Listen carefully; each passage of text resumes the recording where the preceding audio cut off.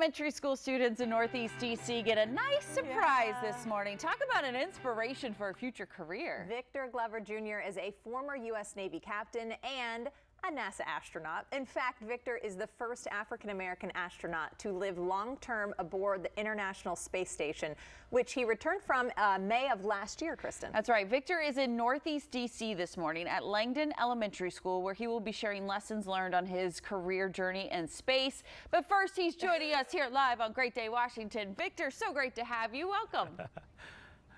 Hi, good morning, Kristen and Ellen. It's great to be here. Thank you for having me. We are excited to have you and talk about it. I gotta ask, like 6 months in space, enclosed in this International Space Station, what is that like? Well, it's busy. That's the definite thing that every day had in common. They were all different, but you know, it makes you really close to the people that you fly with. And we spend a lot of time working and training together because we're going to live up there in close proximity for so long. And I tell you, I really miss it. We had some great dinners around the table, floating around the table in the galley. Victor, I still remember when an astronaut came to visit us in elementary school. What is it like for you to get to be there with the students today and, I mean, inspire them to at least think about a career as an astronaut, right? That's a great question. I'm glad you asked me that because actually I hope I can motivate them, but I'm actually motivated by getting the chance to come here.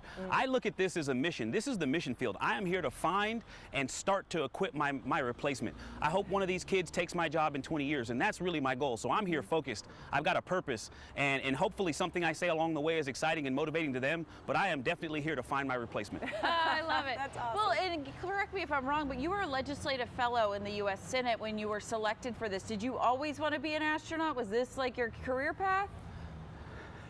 You know, that's interesting. I was working on the Hill when I got this call to go start astronaut training, but I actually had an interesting start to this. I was that 10-year-old kid that I wanted to be a police officer, a fireman, a stuntman, and anything else exciting. And then I saw a shuttle launch on TV, and I thought, oh, I want to drive one of those too. And so, luckily, my parents supported my education and helped me take the steps that opened up the world of opportunities that we all have before us. So I was very lucky. Clearly you're brilliant and driven as well. What's the best question a student has asked you before? Do you have what, like, they have to say crazy things to you? Oh. I get crazy questions. Kids want to know what happens when you fart in space or how going to the bathroom is, you know, and those are fun.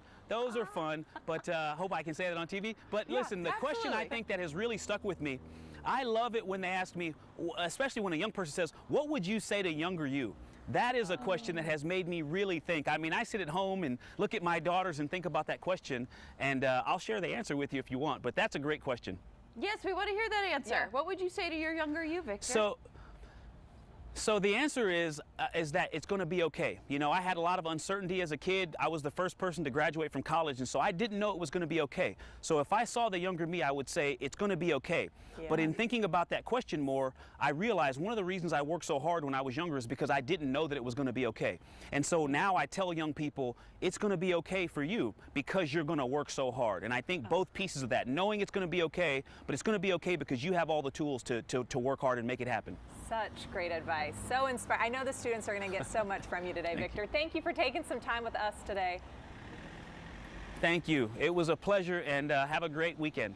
You too. Oh, those kids are in for a special treat. Thank you, Victor. Okay, we get a look